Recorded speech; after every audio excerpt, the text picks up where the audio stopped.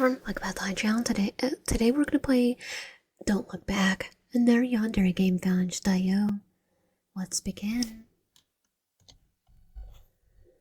Professor Lumier's voice floats over the classroom like a distant hum, monotonous drone that filters through my half-conscious mind. My eyelids feel like lead.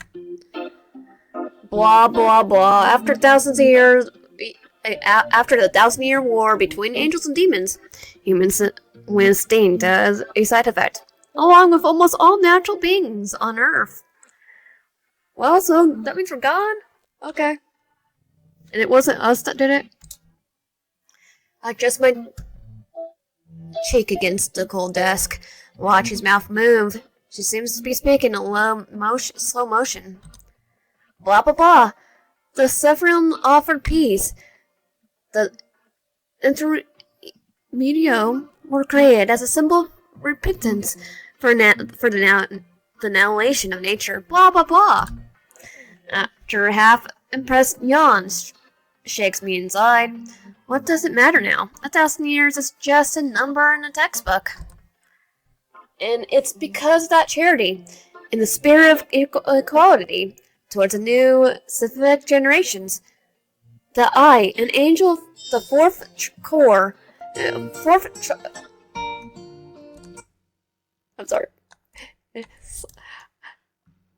I, an angel of the fourth choir, am here teaching, blah blah blah, but enough. The sun changing her tone, sharper, more present. Makes my eyelashes part slightly. Nap time is over. Last week's exams. Here they are. She says, leaving a slack of papers on her desk. Her voice rises, piercing through the fog in my head. This is very important. Without my exams, you'll be nothing but in life. This is the most important thing of all. Your grades will define you. Are you sure about that? I blink. What's she talking about now? So if you fail, it's your fault. I, in theory, wasn't supposed to be a teacher. Okay, so if it's my fault and you weren't supposed to be a teacher, does that mean it technically be your fault? The last echo of her sound fades. An awkward silence fills the classroom, broken only by the faint hum of a floating energy spears. What? Wait. Oh, she's done. A sheet of paper appears on my desk. I don't think we passed. I got D. Name. YN. Sheer. My name's YN. It's printed on the top corner next to the grade. 67 out of 100. Look at it for a moment. Not bad for not having studied. It's not good either. Look, I wonder how Eden or Ellen Zyron did. Like at my left, Ellen is sitting 2 seats away, holding her own paper between her fingers. Her expression is a poem of frustration. I don't think she did too. How did you do, Ellen? You were good at history, right? Ellen slowly looks up. Her eyes, usually bright, look like 2 dark wells of disappointment. A wooded silence. Like crap. Her voice is flat, but heavy with bitterness. I've had history teachers like that. This is crap. Why did I even major in this? A frickin' 47? I didn't pass. Man, I did better than the person that's majoring in it. I only minored in history. She squeezed the paper until it crumbles in her fist. God darn it. What good would this even do to me? Besides, they took off 10 points just because I didn't write annihilate the demons instead of exterminate. It's absolutely the same thing. Yeah, actually, I agree. Annihilate and exterminate are basically the same. Though I would think dialects when I hear exterminate. Her voice rises a bit. Some heads turn towards us. She doesn't seem to care. On top of that, I had math. What did find the side of the triangle have to do with science theory and history? And what the heck good does that do to me? Nothing, because unless you're talking about Bill's life or why we need to do math. 2. She tosses the crumpled paper onto my desk. Then, with a sigh that seems to come from her very core, she drops her forehead into the surface with 3 small thumps.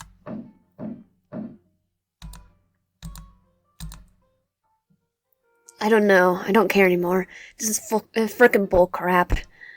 I don't even like this. I just want to make music. Her voice is muffled against the wood.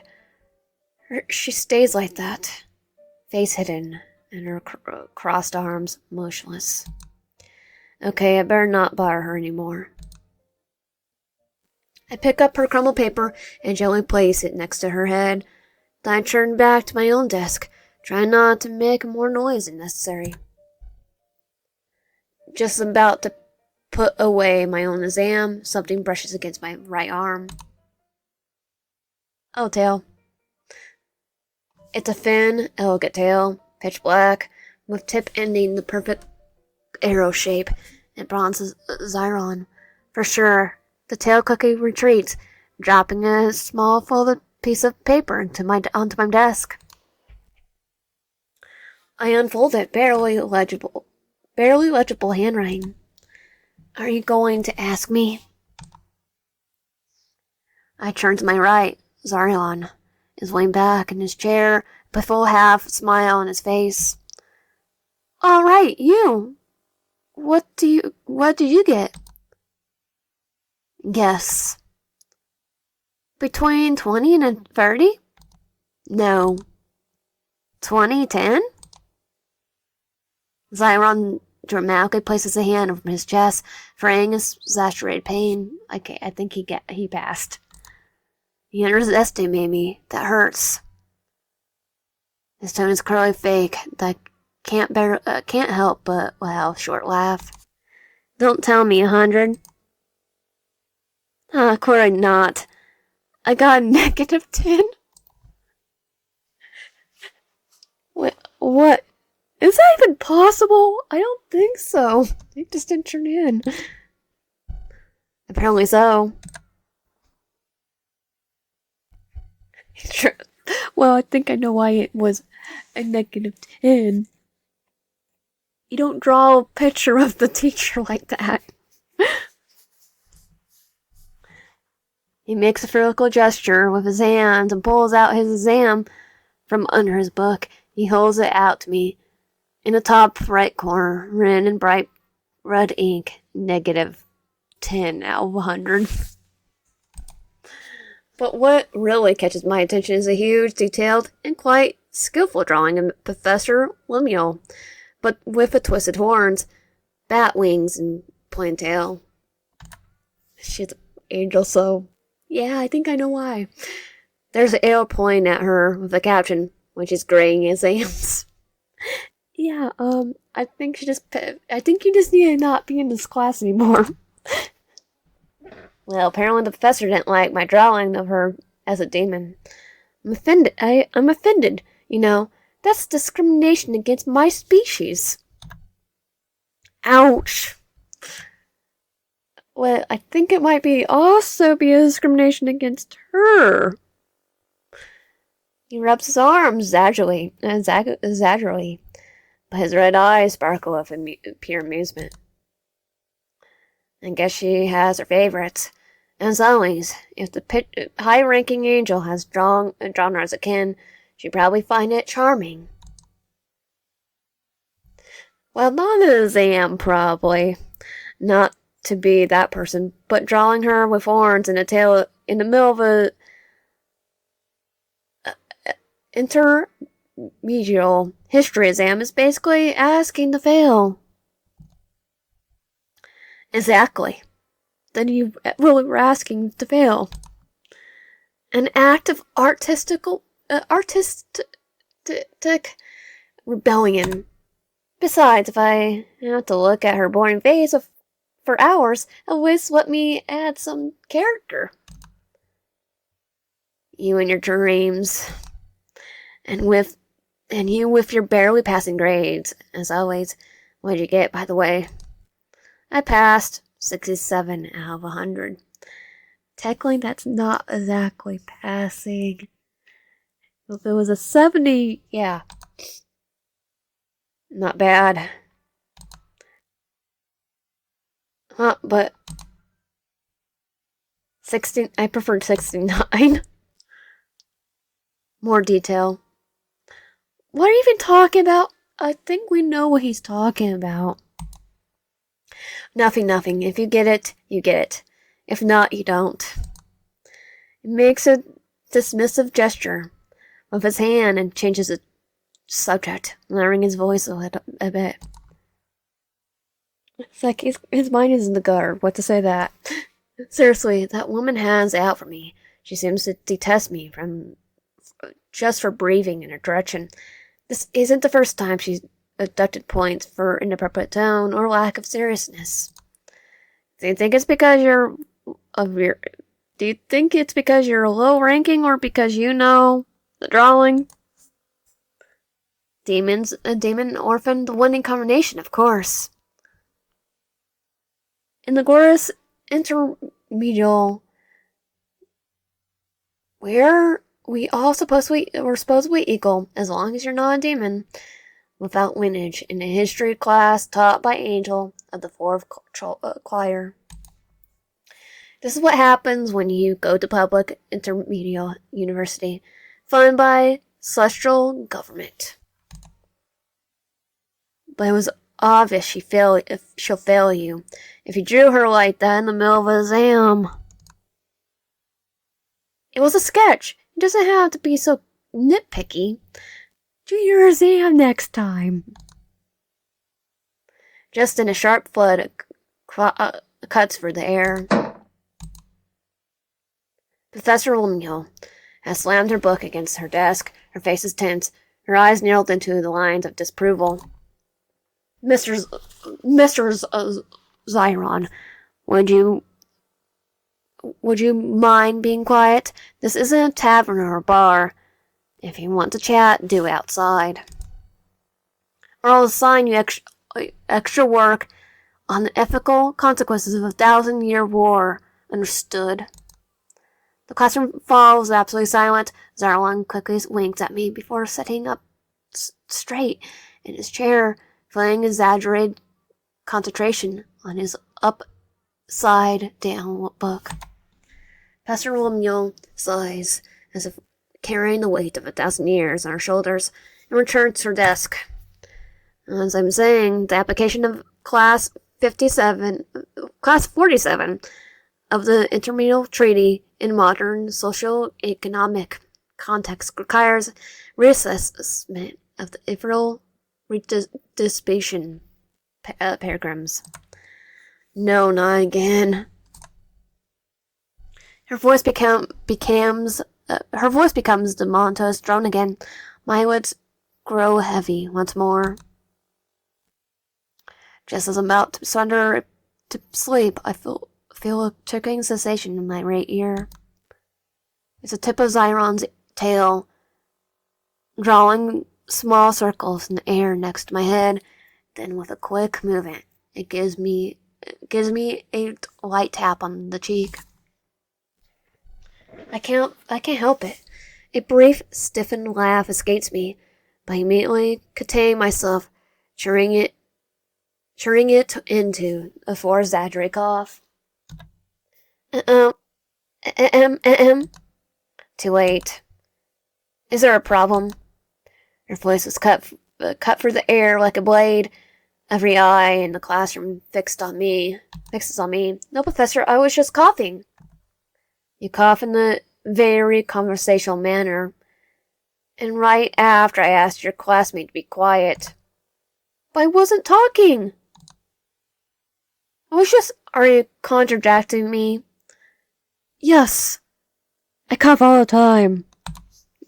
There's a dangerous glint in her eyes, the same one that she had when she saw Zyron drawing.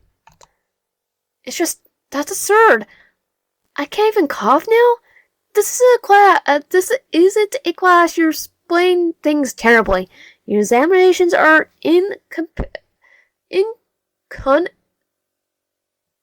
inconceivable ordeal, and the words come out of their own load with all the morning's frustrations. And of all the frickin' bullcrap, I hate it.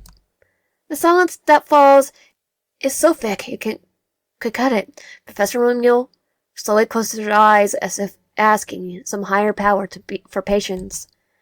Enough of that vocabulary. Get out of my classroom. Detention. She points to the door with a finger that seems to tremble slightly with contained rage. Anyone want to join her? One more swear word and you're out too. I'm gonna take a guess and say Zyron. No one moves a muscle, not even Ellen. Not theirs. I grit my teeth, gather my things in one swift motion, and stand up. The chair screeches against the floor, a certainly loud sound in the silence. I walk towards the door, feeling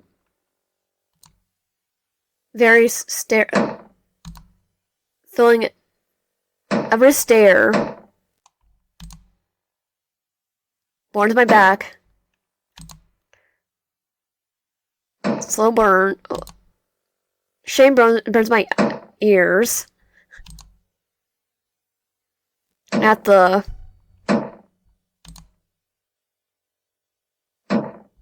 okay, I'm gonna do.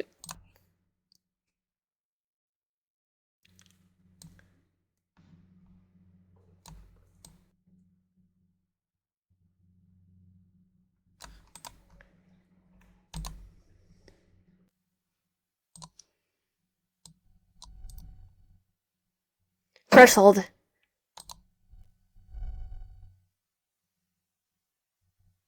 I turn the handle. Bam.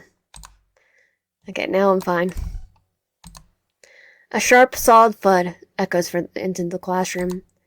Let's see if we turn around. Zyron standing, his chair is knocked over backwards, and his foot, clad in a red boot, is still planted against the side of his desk, which wobbles before he kicks it. He has a thoughtful, almost physiological smile on his lips. Everyone stares at him, mouth agape. Zyron blinks as if he realized what he did. He looks at his foot, then the desk, then me, then at the professor. Crap. The world hangs in the air, innocent and devastating. Professor Romeo doesn't shout. She doesn't slam her desk. She just closes the book in her hands with a slow, precise movement. Then she looks up and stares directly at Zyron. His eyes are two shards of ice. Her eyes are two shades of shards of ice. She sighs along with his exaggerated infantilization and holds it, stares at him, and the wall clock marks the last second of the class.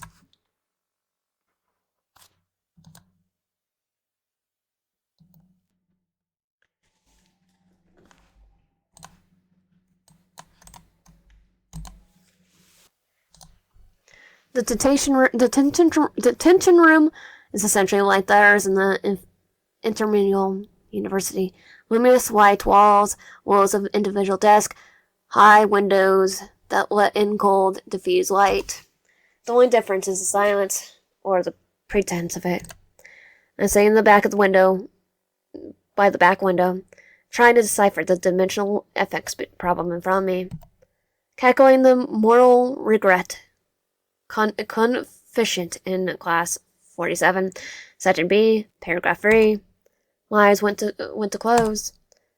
To my side, Zyron isn't working. To my right, Zyron isn't working. He's leaned back his chair, glancing dangerously on two legs. Every few seconds, he lets out a sigh loud enough that the supervising teacher, a skeleton-looking guy with thin-rimmed glasses, looks up from his desk with annoyance.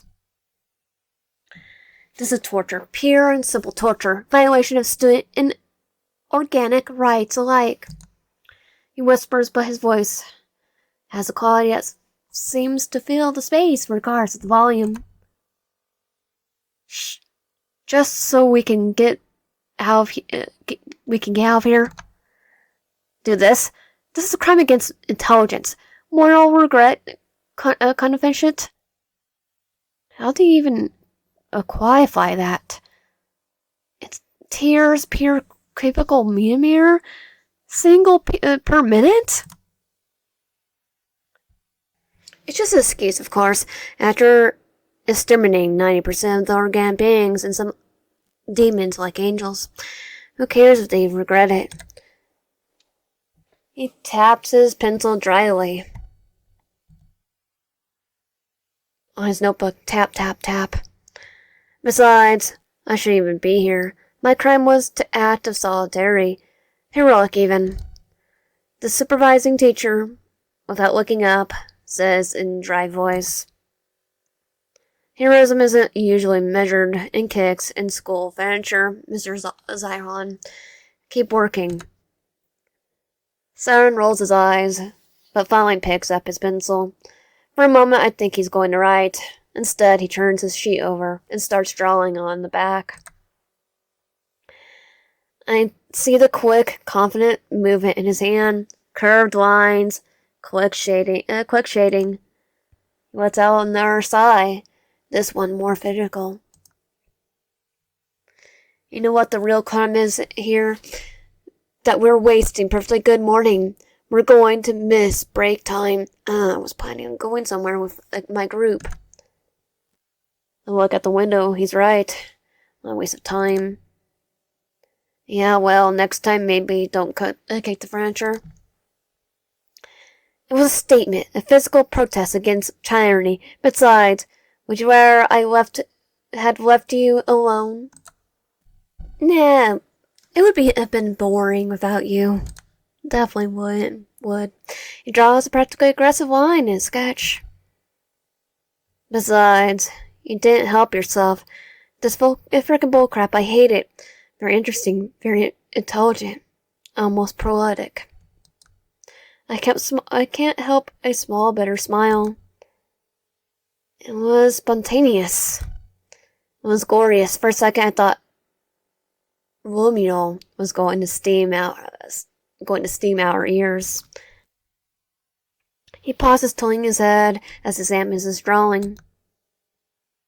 Do you think they'll make us a sign? Quantified moral regret form? Do you think they'll make us assign a codified moral regret form? Because if so, I'm going to need a bigger calculator. Pink fluffy unicorn. Okay, that's adorable. You'll see the rainbow. Zyron turns his notebook towards me, showing the drawing. It's not what I expected. It's a pink fluffy pony with not a pony, a unicorn with a rainbow mane, happily jumping on colony clouds above it, shaking but legible letters. It reads, "Pink fluffy unicorn, I see the rainbow." Seriously? It's therapeutic and represents the purity and joy that this institution steals from us every day. Okay, I like him. Just then the bell rings. A long, melodic chime sounding break time. Through the windows, we see the hallways filled with students pouring out like a least torrent. Whole hour of freedom, and here we are, cackling other people's regret coefficients. This is a crime against fun. What's it like that? It's what it is. We brought it on ourselves. Injustice. We should be able to appeal, or better yet, escape. Escape? We're on the third floor. Can still jump out of the window. Details are for boring people. Besides, I have a gift. Okay, that gift is a angel. Before I can ask what that means, an instant tap hits the window. An angel floating right outside, knocking on the glass with their knuckles. Then, without ceremony, they drive down towards the courtyard. Zyron leans out the window. Down the grass, there are two figures. The angel who just landed, Shoji and Ryan, according to Zyron's whisper. He's making exaggerated gestures. Hey, you detention kids, get back here. It's now or never. Besides him, another calmer figure. Ryan looks up with his expression of resignation. He wears glasses and holds what appears to be a video game console now. Sounds out there, what's going on? Soji, for heaven's sake, spreading your wings like that? How disrespectful. Didn't you blonde little prince from heaven teach you manners? I don't think so. Shoji turned red, whether from anger or embarrassment. Shut up, jump already, or I'm leaving you here. Who the heck cares? He picks up a stone from the ground and throws it. It's not aimed at Zyron, but harmlessly bounces off the walls beneath our window. Ryan, down below, brings a hand to his forehead. Could we save the... Can we save that for after the rescue? Otherwise, we'll get caught. And we'll have a library... and I have a library appointment after break. The supervising teacher stands up, his skeletal figure suddenly seeming taller. That's enough. Everyone freeze. I'm going to call... Zyron doesn't let him finish. In fluid motion, he climbs onto the windowsill and sits down. The wind moves his red hair, and he looks at me. He looks at me for the first time. His smile isn't just mocking. There's a gleam of genuine excitement in his red eyes. My gift, freedom, shall we? He extends his hand towards me. I can't fly, so I'll go fast. His red eyes gleam with a strange fire. Grab my hand or I'll die. More or less. So we're an angel. And without really waiting for an answer, without giving time for Soji to shout in their warning, or for the teacher to take one more step, he falls backward. He doesn't jump, he just lets go. And if the void were his chosen destination, grab his hand. My legs move before my brain finishes processing. You butthole! I rip off my jacket where my wings were hidden. In one sharp motion, I launch myself towards the window. There stabs into my lungs. I see Zyron falling, his hand still reaching towards where I was. His red eyes widen without surprise when he sees me falling after him, smiling.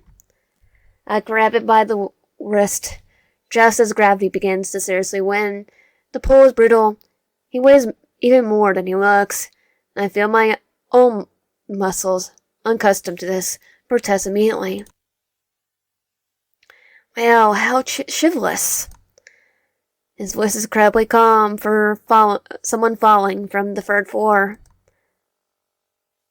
Shut up and help. I try to beat my wings, those low-ranking angel wings that have never been had to carry this much weight.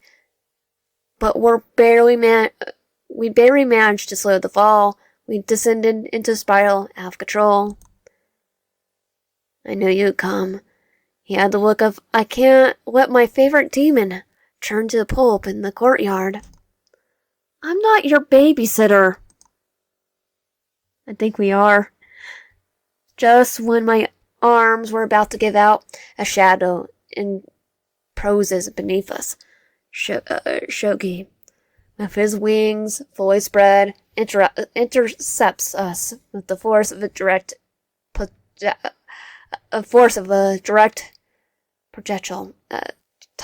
projectile.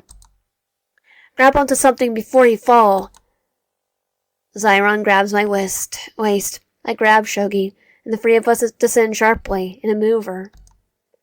The one wipes my face. I see the detention building rescind, and the figure of the skeleton teacher landing out the window, growing smaller and smaller.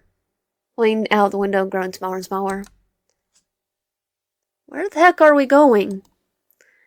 Zyron, dangling precautiously between the two of us, tilts his head upward to the hideout on the abandoned west wing rooftop, where we used to store cleaning supplies before they forgot about it. There's probably a whole bunch of cleaning supplies there. Shogi grunts, struggling to maintain attitude. You could go on a diet. You weigh like a cow. He does. I don't. The hideout turns out into exactly what Zyron described. A flat rooftop full of rusty crates that once contained cleaning products, with a panoramic view of the campus. There smells of dust and old static electricity. Shogi deposits us, or rather throws us onto the concrete floor, before landing himself with elegance, flowing his wings with a tired gesture. As soon as my feet touch the ground, I turn to Zyron. Are you completely insane? You could have killed yourself, and me. Zyron gets up, calmly dusting off his jacket pants. But I didn't. You caught me, and now we're here, free instead of cackling regret co-defense. He pauses and winks. The important thing is I'm not dead. And neither am I. That's not the important thing. You could have... What, broken a bone? Demons aren't resilient. Besides, his mouth softens a bit. I knew it'd come. Then without waiting for answer, he walks towards what looks like a taller pile of crates against the building wall. With an expert movement, he pushes a crate aside, revealing a low metal door, almost invisible beneath the grime. My second gift. He opens it. Okay, he's my little pony fan. I do like the art. The contracts couldn't be greater. From outside, it's all abandonment and dust, but inside, it's a small open, perhaps an old cleaning supply closet. They made his own little hideout. It's probably where he sleeps too. He doesn't even have to pay for a dorm room, but it's been transformed. The walls are covered with colorful fabrics. Some probably borrowed from Kerns in other parts of the campus. Fairy lights hang from the ceiling, powered by a small battery, giving off a warm, slow glow. A warm, soft glow. There are blankets, cushions piled in the corner, forming something like an improvised couch. On the walls, the photos and drawings are pinned with thumbtacks. Some are sketches, several clearly by Zyron. Others are photos printed on civic paper, showing the three of them, Zyron, Shogi, and Ryan, in various places around the campus, making faces or in still moments. But the most surprising thing is the organization. Despite the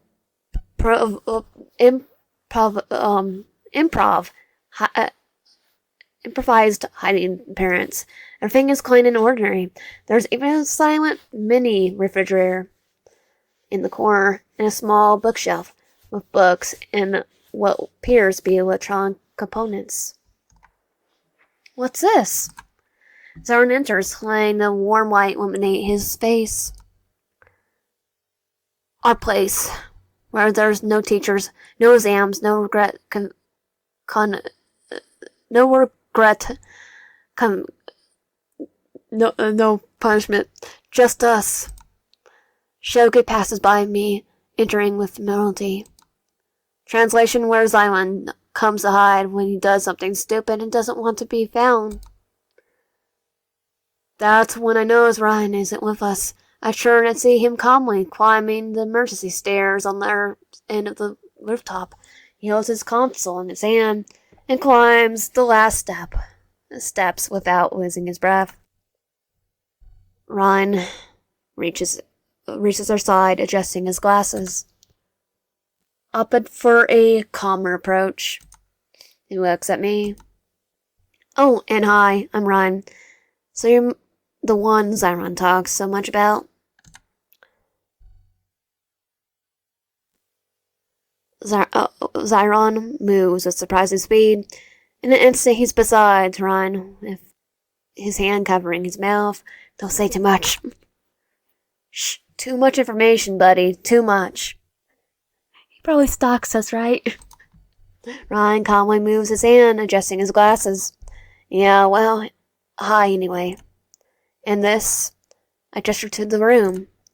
Yes, the sanctuary, as Zyron calls it. We found it freshman year. He decorated it. Shogi got the refrigerator and electricity. He pauses, looking around with certain pride. I'm the one who cleans it. It's like, he's just the one that's like, he's just the one that cleans everything. Oh, they have an Xbox. Shogi, already rummaging in the mini refrigerator, pulls out a can of something that fizzes. And I'm the one who maintains the surprise. Zyron collapses onto the cushions and stretches like a satisfied cat. Like an only place in the campus where you don't have to pretend you care about the 1,000-year war. Enough about the war, please. Zyron laughs, catching the beer as Shogi tosses his. That was soda. I don't think beer fizzes. Could be wrong. I don't really drink. See, you're really one of us. First requirement, being sick of hearing about the war. Second requirement, being willing to jump out of the window when necessary. And you just fulfilled both. Shogi sits on the floor, leaning against the wall. Third requirement, knowing how to keep secrets. This place, he gestures around, doesn't exist. If you want to ask, we're in the cafeteria. Ryan sits beside Shogi. And the tackling, jumping out of the windows, spreading wings, invading detention probably doesn't violate any student code rules, right? Huh? I think it does. Details. The important thing, we're free. We have drinks, and he looks at the clock hanging on the wall. We have exactly 53 minutes of break left before someone seriously starts looking for us. The drone slowly subsides, laying in its place in pleasant fatigue, and a strange camaraderie of those who just come in, a madness together. Rai takes out his bento box, a black, minimalist box with perfectly organized compartments, white rice, steamed vegetables, and what looks like grilled fish. He eats calmly, as if we were in a normal cafeteria and not a frickin' legal hideout. Shogi, on their hand, opens his bento with a vertical gesture. It's surprising. The food is arranged by like a small work of art. Rice molded into bunny shapes. Vegetables cut into flowers. Even the eggs have smiling faces drawn with seaweed. It looks made with love and is a good care. What really catches my attention is that Shogi takes out another identical bento and passes it to Zyron. Do you make the food? And do you always bring one for Zyron? Shogi shrugs. There's a slight blush on his cheeks. My mom makes them. She's made for the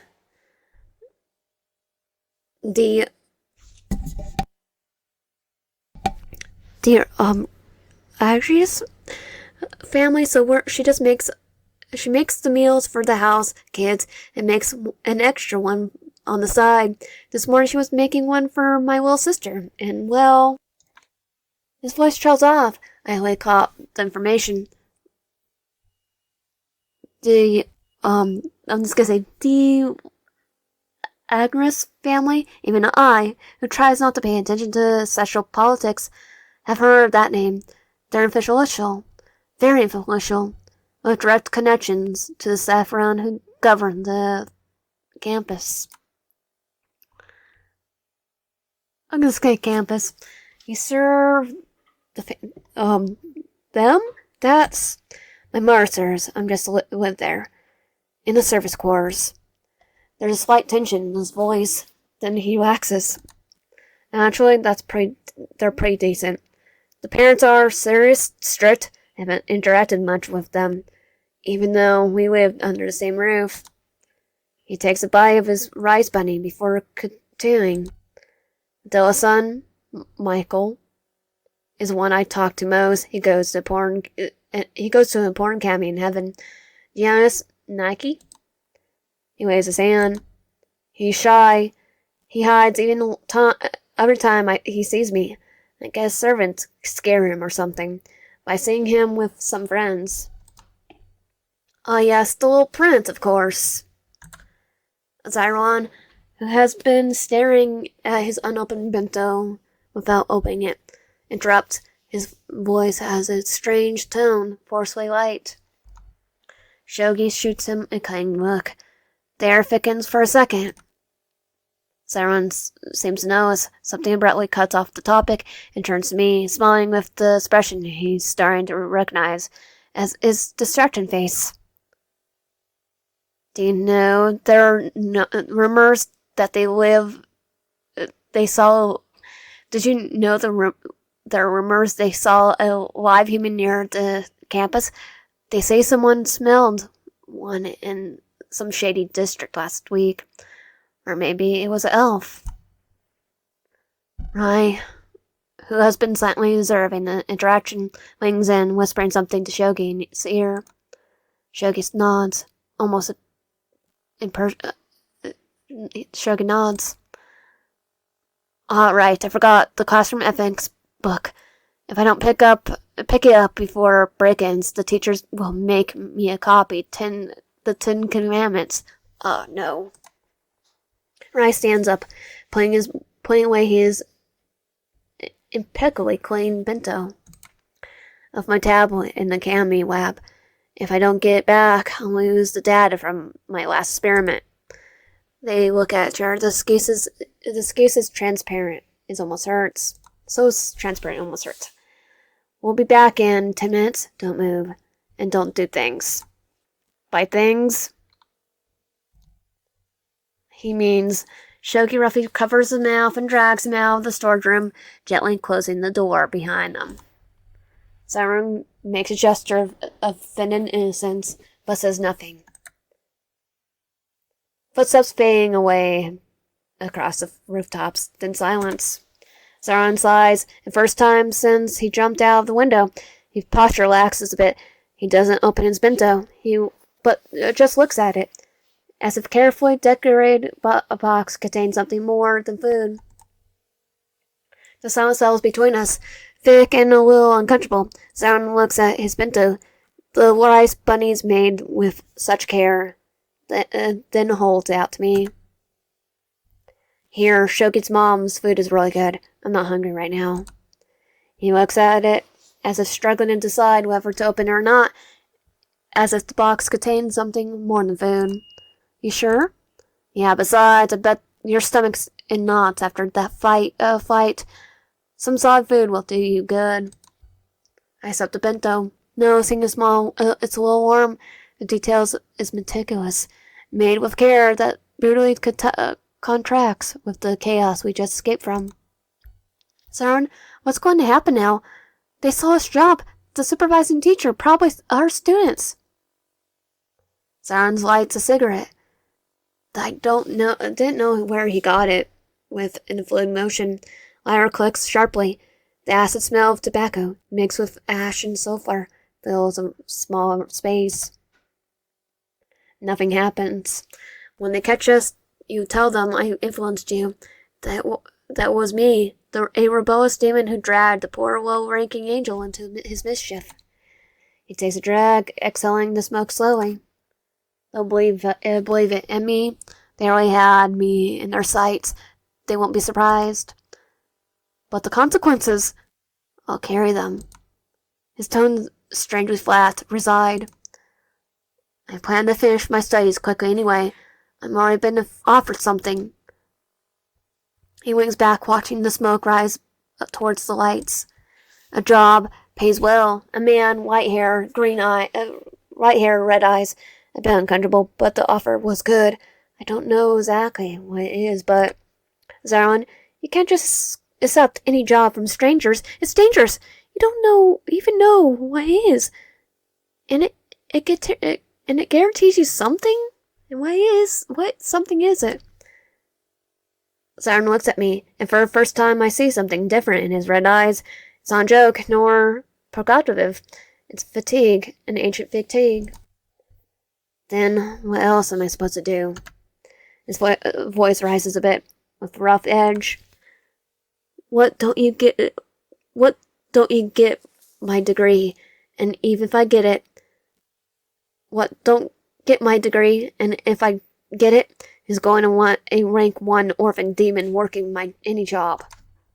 It takes another drag, nervous this time. Have you been seeing all those people in the streets? Demons, banned angels, digging for trash, begging, doing anything for a few credits. At least His voice breaks for a moment. At least I was lucky enough to get put in foster homes when I lost my parents, even if they were all crap, even if they were all fake, taking care of me for just for the console subsidiary. He squeezes the cigarette between his fingers. You know what it's like to wake up and the current temporary family has disappeared overnight, leaving you alone with a note and a sad meal ration, or being told you're a Detention project instead of a kid. Zyron, I'm sorry, but that doesn't mean... It doesn't mean what? That I shouldn't grab the first chance I get to escape the cycle. He stands up restless. Or do you prefer I wait until they kick me out of the university for committing failures and end up sleeping on the bench in the alley? Cigarette smoke curls between us like a ghost of a galling tension. I mean, jumping out of a mysterious job offer by some sinister stranger is just as dangerous as ending up on the street. It could be anything. Natural beings, trafficking, contraband, prohibited artifacts. Who the heck knows? Zyron takes a step towards me. The small space suddenly feels even smaller. His red eyes burn with a feverish intensity. So what? Do you think I had the luxury of choice? I don't think he definitely doesn't. Thinks he doesn't. I'll keep him. I get a job and he stays. We just get married, right? It's not like you. I'm not like you. I don't have sexual lineage to fall back on, or a family waiting for me, even if I disappoint them. What I have is a pathetic academy record. A teacher who despised me. No future. His voice reverberates between the cloth-covered walls. The cigarette smoke, and far gone between his fingers, rises in a trembling line. That's not true. You have Shogi, Ryan, and you have... I stop. The word... You have me. Gets stuck in my throat. Zyron's expression changes. What do I have? His voice is lower now, loaded with different motion. You have me. Some friends who hopefully will get decent jobs and leave. And me, what am I? The group's problem demon that everyone has to rescue from his own stupidity and bad influence. The silence returns, but this time is different. The electricity of the fight dissipates, leaving an awkward void and a smell of burnt tobacco. Zyron sighs, a long, heavy sound. He runs a hand from his red hair, messing it up even more. Then he looks at the cigarette, still between his fingers, now almost gone. Instead of offering it to me, he brings it to his own lips and takes a long, deep drag. The tip glows bright red. Then, instead of exhaling the smoke towards the ceiling, he holds it for a moment. Then his red eyes fixed on mine. For a deliberate gesture in his movement, he leans slightly towards me, smoke barely escaping through his parted lips. Want a taste? He's not offering the cigarette. He's offering the smoke. The gesture is strangely intimate. A twisted version of sharing a sip from the same drink. His voice is low, almost a whisper, heavy with tobacco and something else. The smoke? Zyron, that's... A bad idea, I know.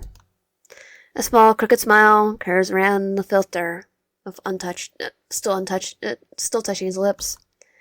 But sometimes bad ideas are what we have to to leave detention. He exhales a little more smoke from a thin veil between us. His eyes look at me through the haze. And you look like you're about to explode. All the rage, all the worry, I still see in your shoulders, in your fist. I look at my own hands, without realizing I clench into fist. I waxes my fingers, feeling the command and tension in my knuckles. It's not a obligation, just a shared breath. Before the words crushes us again with its regret coefficients and impossible features. Except the smoke. I nod almost imperfect. I nod. Indifferent gleam, not triumphant, but something warmer, more surprise, lights up Zyron's gaze. He takes one last drag from a cigarette, make it glow intensely. Then he removes it from his lips and carefully places it on the edge of a tin ashtray. He rises to the pile of cushions with feline fluidity and closes the distance between us in 2 silent steps. There is no longer space for smoke between us. He says nothing. On one hand rises, his fingers warmer than I expected. Close gently on the nape of my neck, guide me without force. His other hand finds my cheek, and then he leans in. The first contact is just that contact. His lips press against mine, firm but not urgent. It's a kiss that felt like a question, a test. I feel the warmth of his breath, the bitter taste of tobacco on the edge of his lips. Just as I was about to respond to pull back, he does it. He puts his mouth slightly against mine, and a warm, charged breath invades mine. It's not just air, it's smoke, dense and acid, but also his breath, His essence, the taste, is intense. Ash, sulfur, and something definitely Zyron. It makes me close my eyes for an instant, swelling involuntarily. He pulls back, barely familiar, his lips still brushing mine. His red eyes are half-lidded, watching my reaction. I see it then, a flash of anxiety, quickly hiding beneath his usual facade. But something has changed. The hand on my neck tenses slightly. Too much. His whispers, his voice rough from the smoke and something else. I don't give him time to doubt. I don't give myself time. This time, it's me who closes distance, capturing his lips with mine. It's different kiss, less question, more answer, affirmative of everything we haven't said. A muffled sound, half surprise, half something darker, escapes his throat, and then the calm breaks. The hand on my cheek slides back, tangling my hair. The one on my neck pushes me backward, not violently, but with a determination that books no facial. I lose my balance for a second, my heels hitting the edge of the cushion pile, and I fall. It's not a harsh fall. It's more controlled, sinking into the pile of fabrics and pills. But Zyron doesn't let go. He falls with me, or rather onto me. His weight, the same weight I struggle so much to hold in the air, anchoring me against the cushions. He pulls back just enough to look at me, breathing slightly. His red hair falls like the cushions around our faces, trapping us with our own private world under the lights. In our own private world under the lights. His eyes are filled with liquid fire, with no traces of joke or distance. Huh? Say, girl? He asks, his voice is slow, purr. I feel vibrating in my own chest. Like, I didn't catch that. I don't answer with words. Instead, my hands find his back. My fingers grip the fabric of his shirt, and I pull him towards me. That's all the permission he needs. Next kiss has nothing calm about it. There's no calm, only a sudden hunger that clashes tongue against tongue, breath becoming a single unsteady rhythm. It's the rage of our agreement, the fear of the fall, the desperation over his impossible features, all transformed into a single point of contact. One of his hands slides down my side, his grip firm through the fabric of my clothes. The hair remains tangled in my hair, holds in my mouth against his, as afraid I might escape. I have no intention of doing so. My own hand responds, clinging to him with the same mercy. The world shrinks, in the small space at the heart between our bodies, to the taste of tobacco, something more indescribable.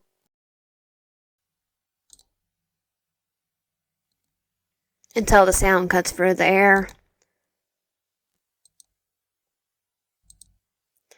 It's a slight creak followed by a muffled murmur that doesn't come from either of us. We separate abruptly, like two criminals caught in an act.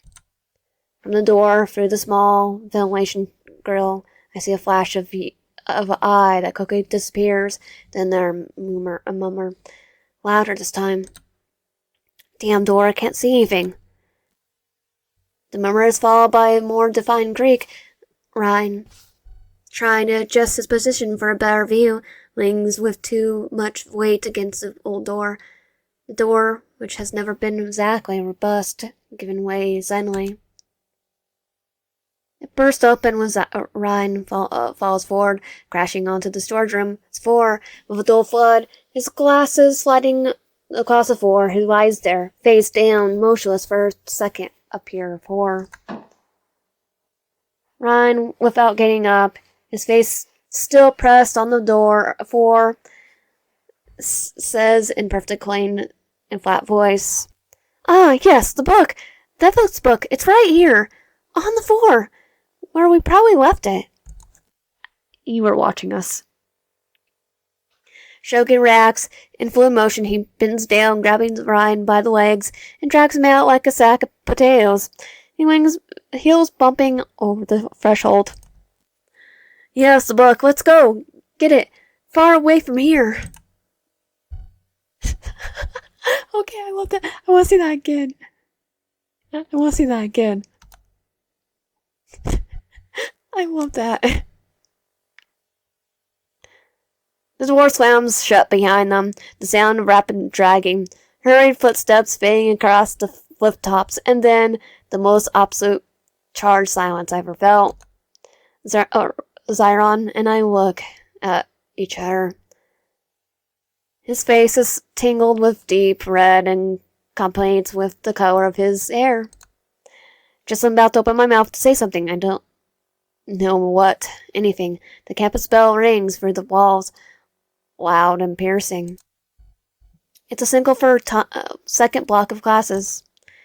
Reality crashes back in like a bucket of cold water. The exams, the punishments, the teachers looking for us, the consequences of having jumped out of the window and being detention. Zyron pulls away completely, running a hand through his face. When he lowers his hand, his usual expression, the mix of dispain and humor, has returned, but there's something fragile at the edges. Now, that was educational. His voice attempts its usual light tone, but fails complete halfway. Zyron stands up, evading my gaze as he adjusts his clothes. We should go before they come back looking for fugitive students with more refuses them. He offers me a hand to help me up. The grip is firm, but brief. He lets go of my hand as soon as I'm standing, as if the contract burns him. The sanctuary no longer feels welcoming.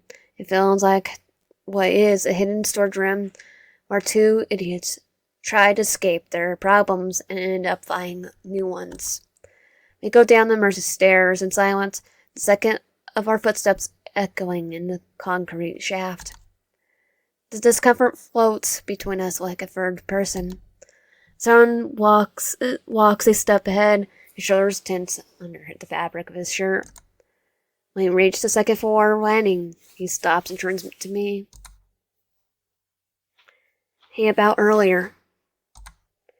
His face pauses, reaching for words. It doesn't have to happen. We can forget it if you want. His red eyes avoid mine, fixed on the wall behind my head. Before I can respond, he goes down the rest of the stairs. I follow him, and for the rest of the way of the main building, he tries to fill the silence with comments about nothing. Appealing paint on the walls, the sound of the ventilation system. The main hallway is full of students hurling in their classes. The smell of sweat and disinfectant hits me, a brutal reminder that we're back in the real world. Just as Zyron is pulling towards classroom 4B, a hand closes around my arm in brutal force. They spin me so hard I almost lose my balance. Zyron reacts instantly, his hand shooting out to grab my arm.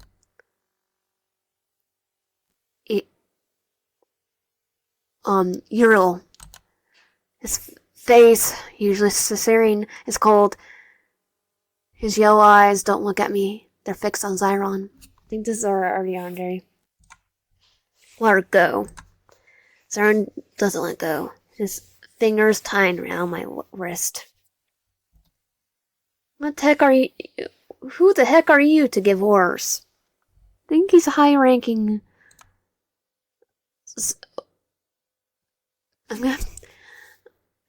A hero pulls harder. Your family knows about today. About the window, about the detention. Do you want them to know you're dragging others into your self-destruction? The words hit like a punch. Zyron tenses, and for a second I see something in his eyes. My family? His voice is poised as whisper. My family, the one that got rid of me when I was 12, that family, or the substitute one. Lets go of my arm, but does not retreat, to advance, playing himself directly in front of Earl. Oh, are you talking about the foster homes that pass me around like an annoying package? Earl doesn't retreat. His jaw tightens. What are you talking about? I was asking about that. And that's no excuse. Zyron interrupts with a shorter, ugly laugh. All right. That's not, it's not, no excuse. Nothing's excuse. Right? You just have to be a good obedient little angel following the rules. Kiss the ground walked on by those from the fourth collider. He leans forward until he faces inches from Earl. You know what one of those foster parents told me? That if I behaved well, maybe someday they'll let me clean the ancestral stables. That was my great future. Talia's gone silent. Some students have stopped, forming a semicircle in the distance, going fight, fight, fight. Zero exhales, trying to stay calm.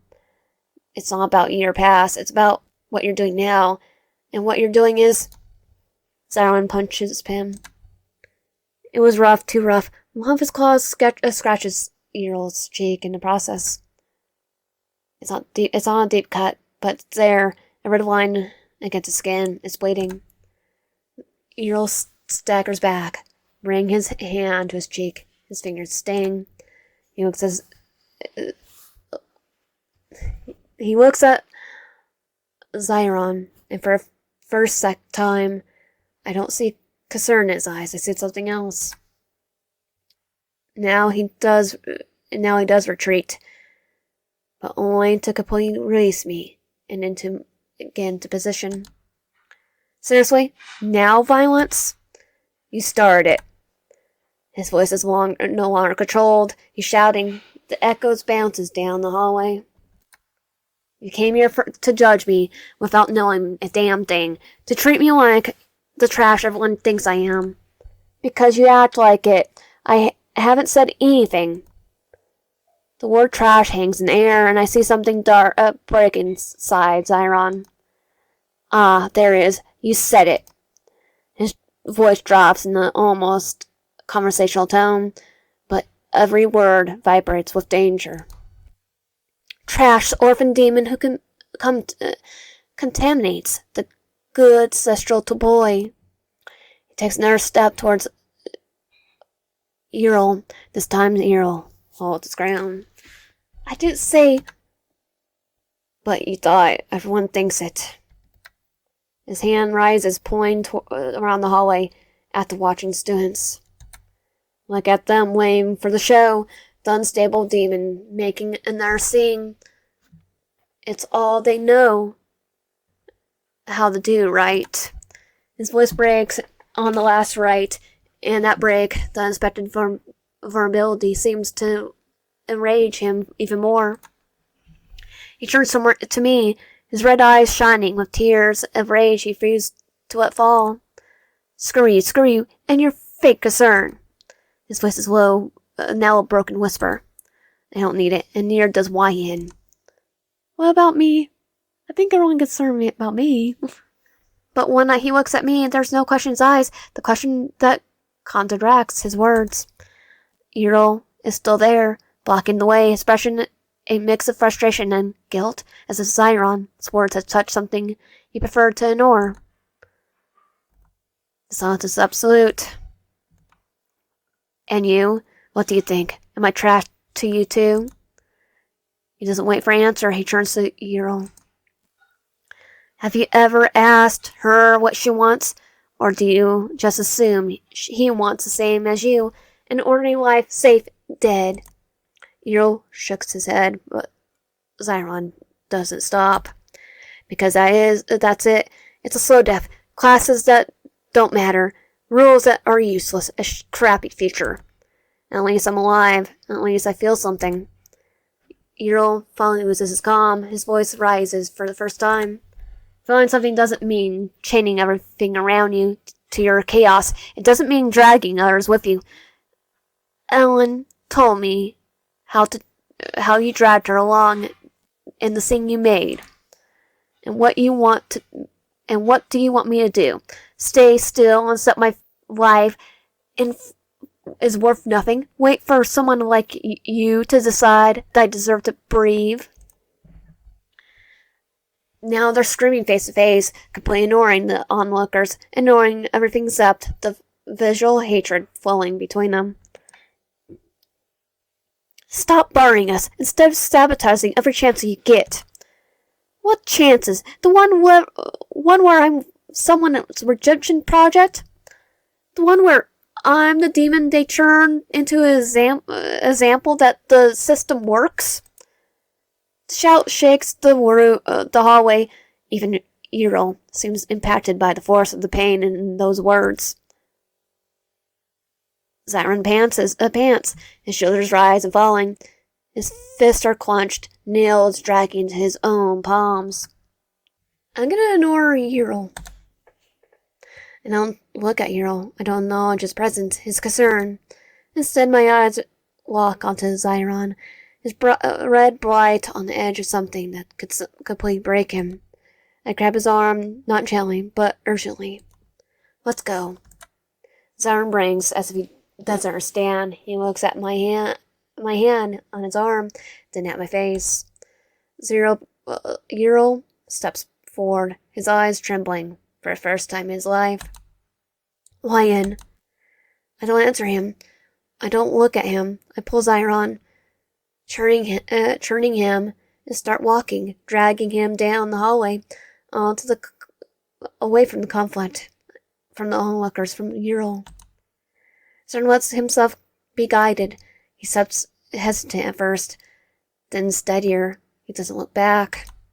Neither do I. At the last second, just before turning the corner, I can't but look. I look. Earl's still there, standing at the middle of the hallway. He doesn't follow us. He doesn't shout. He just watches us walk away, expression is an anger, something worse, a substance. As if he always knew it would end up like this. As if all the time we shared waits less than the 2 months Zyron and I have known each other. Then we turn the corner and I lose sight of him. We reach an empty side hallway near the stairs. Zyron leans against the wall, panting. His hands tremble. Crap.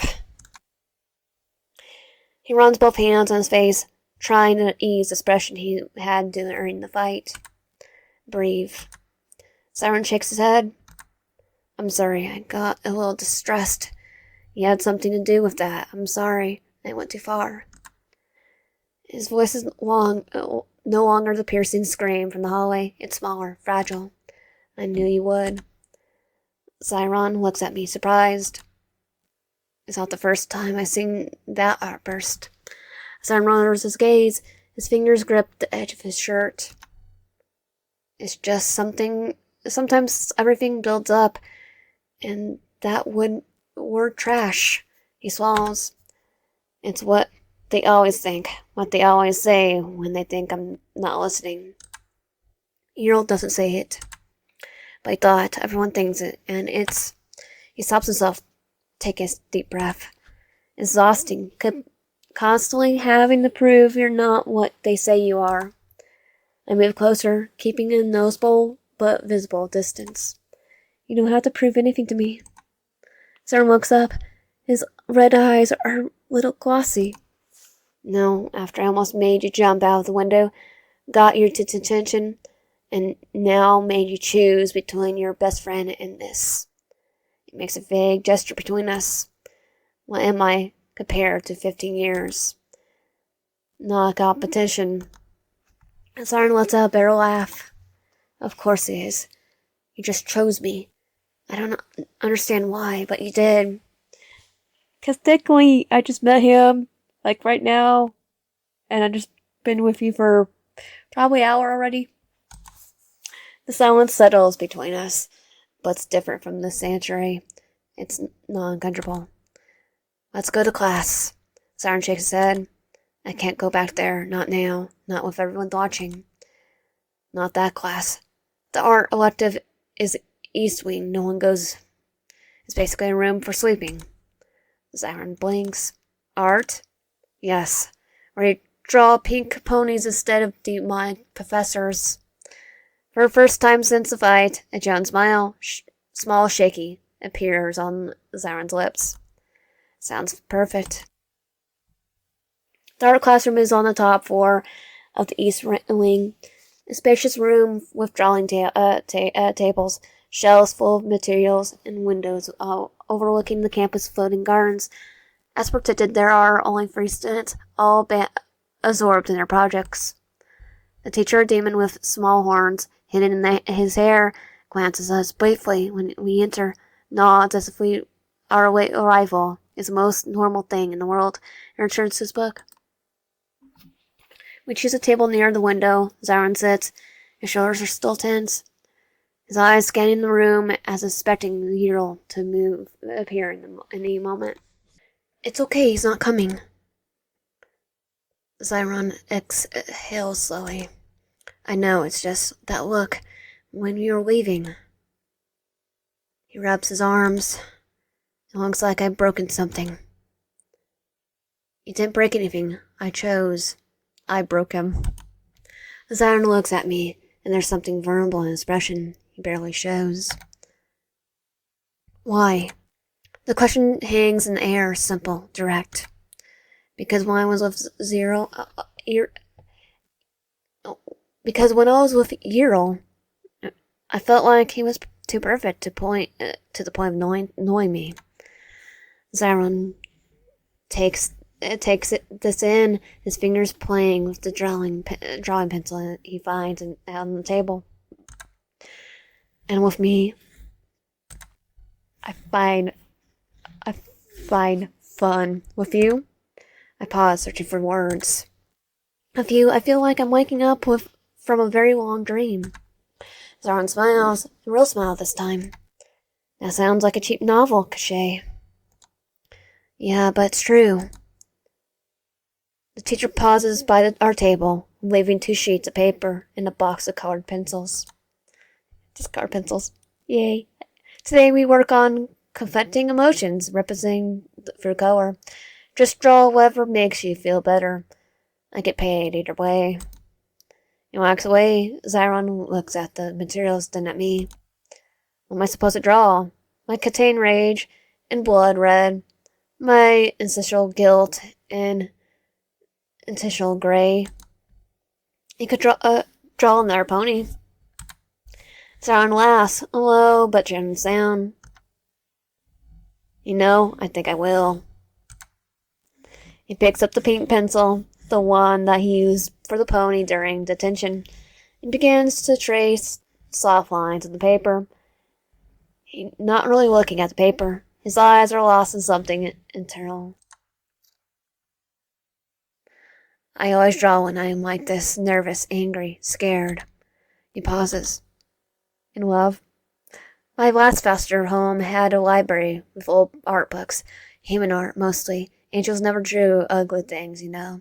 Everything is perfect, luminous. But humans, they draw monsters, shadows, weird things. I like that. Okay, I'm gonna say, and also, gonna say it.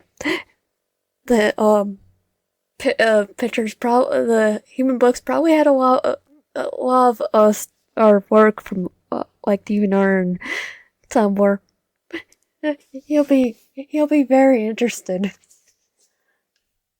That's why you drew your meal as a demon. Zyron nods, focus on his drawing. Because angelic perfection's boring and false. We're all monsters inside. I look out the window. The day seemed to be ending more peacefully than I thought it would. What are you going to do? About the job, I mean. Zyron puts down the pencil. I don't know. The truth is, the guy is scary. With white hair, red eyes, but mine are emptier. Like there's nothing behind them. Sometimes I thought they even glow slightly. They don't. They look perfect. But I didn't worry about too much. He just lank one like me. He shrugs slightly. But the money's good. Enough to live well. There's other options. There's other options. Like what? Finish this degree I hate to work in office copying documents. Or be like those demons who end up cleaning the streets or begging for money. His voice is desperate now. It's thoughtful, as if the first time he considered the options are not loud, instead just reacting against them. He could sell your drawings. Zyron blinks. Seriously, not the Lumia ones, honestly. But there's the ones you have in the sanctuary. Some of them are good. Zyron looks at his half-finished drawing. A pony, yes, but this time with something more. All the My Little Pony fan drawings. You'll make a pretty penny. Who would buy that? A lot, people. A lot. Some tired of perfection. Some that are definitely might be human hiding as an angel or demon. They just glued horns on. Zyron smiles again. This time it reaches his eyes. The bell rings, marking the end of class. The other students pack up and leave. The teacher gives us a brief nod before leaving too. We're in artificial sunset, lights bathing something in warm golden tones. Of course. He drew label dash. You could definitely sell it. Zyron finishes drawing and passes it to me as a gift. In the rainbow mane Pegasus pony.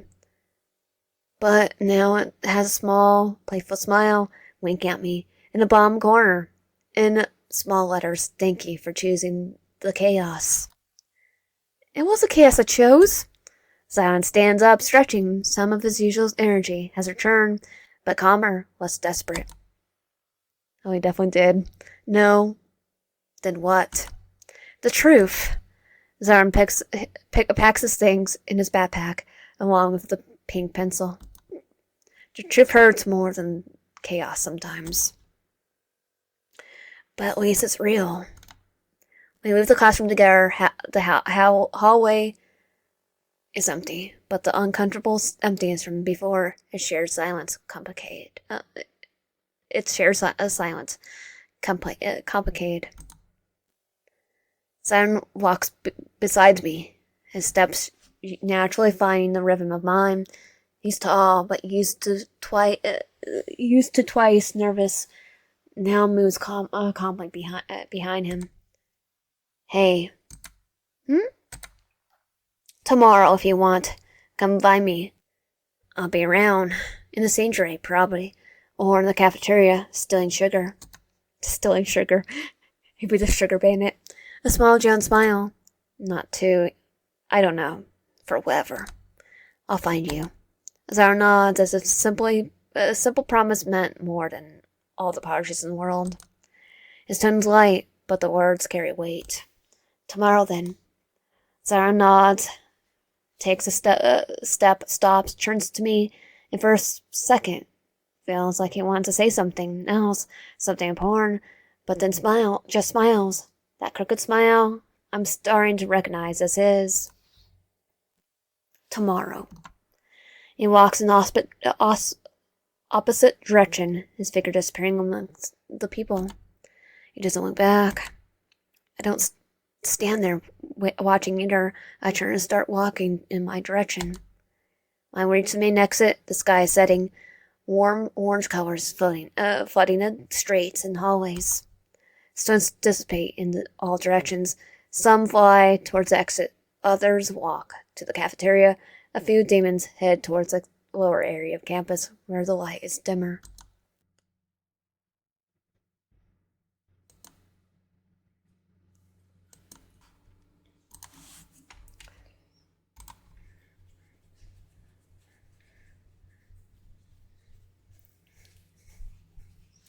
I'm gonna say, don't raise my hand. Earl doesn't raise his hand either.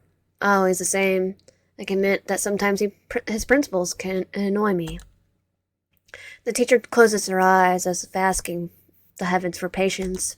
Tomorrow, surprise exam on Chapter 7. Those who read it don't have to take it. Theirs. Wait, I want to see what happens if I raise your hand. Real doesn't raise his hand. Always the same. I can admit that sometimes his principles annoys me. The teacher closes his eyes as if asking heavens for patience. Tomorrow, surprise exam on Chapter 7. Those who read it don't have to take it. Theirs. She pauses dramatically. Better start reading now. I told you she doesn't check. She's too lazy. He joked, though his tone didn't fully convince me. The collective groan runs through the classroom. Before anyone asks, yes, it will count towards your final grade, and yes, it will be difficult. And no, I won't. I don't accept his excuses. Okay, I raise my hand so I don't have to take it. Her gaze sweeps the room and stops on me for a second. Then moves on. Meanwhile, we'll discuss the importance of historical knowledge in constructing the walls that separate the outside from the intermedial. Because, dear students, those who forget their history, because if you forget history, it will repeat itself. Here it comes, the sermon, the same as always, but with minor variations. Leans towards me. His voice is barely audible. Whisper. I'll lie. I'll say I've fallen while walking. You far won't believe that. My fart's too busy lately, with the increase in violence to nose a cut. There's something in his tone, not embarrassed, not resignation. Besides, he'd rather think it was a walking accident than this. The fight with Zyron. You could tell him the truth. Ear looks at me, and for the first time, I see John's frustration in his eyes. And say what? I fought with a demon in the hallway because I was protecting you from his bad influence. He lowers his eyes even more. That would only confirm everything they already think about him and about you for hanging out with him. The teacher keeps talking, but her words become background noise. What do you think about me? Earl is quiet for a moment, playing with the edge of his book. That you're wasting your potential. That you could be in advanced classes, in an exchange program, anywhere but here, getting into trouble. And what do you think? Earl exhales slowly. I think you're afraid. He looks directly at me. Not afraid of Zyron or danger, afraid of meeting expectations, of being the perfect one everyone expects you to be. And Zyron, he pauses, choosing his words carefully. Zyron is the perfect excuse to fail without being your fault. Besides, you smell like tobacco. Don't think I didn't notice. And yeah, I kind of kissed him. The word hits me harder than the push I gave Zyron. He's not an excuse. No. His voice is soft, not weak. Then why is it every time you're with him, you end up doing things you never do alone? I have no answer. But I do. I have no answer, but I do. But it's not one Earl would understand. Not one I fully understand myself. The teacher slams her book against the desk, making us both jump.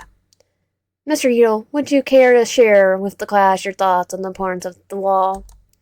Earl straightens up immediately. His expression shifts to that of the model student he always been. Sir, Professor, I was coming with my classmate that sometimes we focus so much on the future that we forget the wall was built to separate that what we repaired from the still remaining consequences of the end of the world, or what we don't know might be out there. It's all humans. They're getting ready to volt. It's a textbook answer. Perfect. Empty. The teacher looks at him for a moment, as if battling whether it's sarcasm or not. Then she nods. Exactly, continue with the line of thought, and try not to distract your classmate, who seems to have enough on his mind today. My mind? Her mind? The whole class laughs briefly at my gaze. But then Earl doesn't sit down. He remains standing. There's something different in his posture. And actually, Professor, I wanted to add something. He takes a breath. I think sometimes we study past looking for easy answers. Who was right? Who was wrong? But the history of the intermedio isn't like that. It's uncomfortable. It forces us to question things we take for granted from what the books tell us. The class falls silent. This isn't in the script. The teacher tilts her head, interested. Like with the humans, the book says they went extinct as a side effect. But what does it really mean? Was it an accident? Or something we could have prevented? Are they really extinct? Pretty sure they're really resilient. And if we could have prevented it, what does that say about us now? His words float in the classroom. Some students exchange uncomfortable glances. Speaking like this, so openly, isn't common. The teacher smiles, a small, genuine smile. Interesting points, Mr. Yule. Perhaps we should explore them further in the next debate. Please sit down. Yule sits, and when he glances at me sideways, there's a gleam in his eyes I haven't seen before. He's pleased. The rest of the class pauses differently, and what's more, Hero takes notes, not the usual metallic notes. He writes in margins, underlined phrases, sometimes stops his pen to think.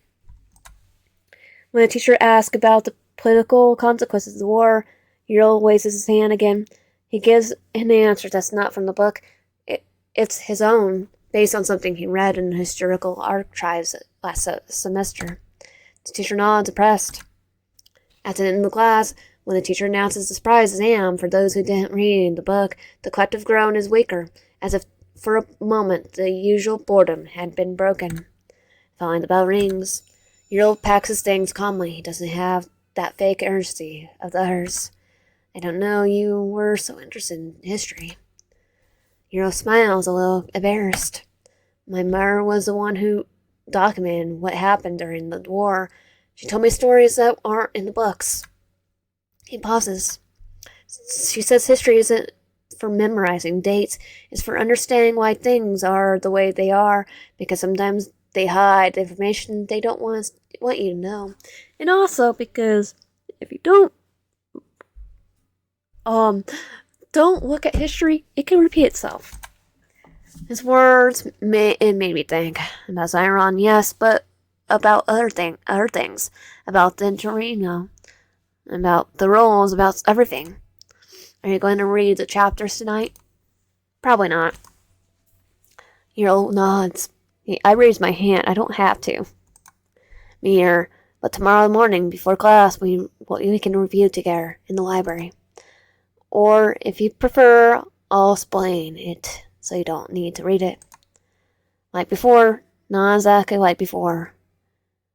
I like a new version of before. Okay. Hero gathers his things and heads up for the door. At the threshold, he turns around.